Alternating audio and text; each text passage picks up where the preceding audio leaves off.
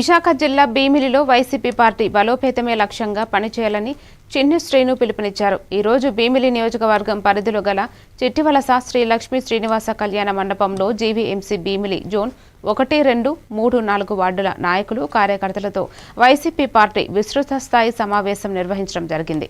ఈ సమావేశానికి ముఖ్య అతిథిగా మజ్జి శ్రీనివాసరావు, వైసీపీ పార్టీ అధ్యక్షులు కేకే రాజు హాజరు అయ్యారు. ఈ కార్యక్రమంలో ఎమ్మెల్సీ కుంభ రవి బాబు, మాజీ ఎమ్మెల్యే తైనాల విజయ్ కుమార్, చిన్న శ్రీను సోల్జర్స్ అధ్యక్షురాలు సిరి సహస్ర పాల్గొన్నారు.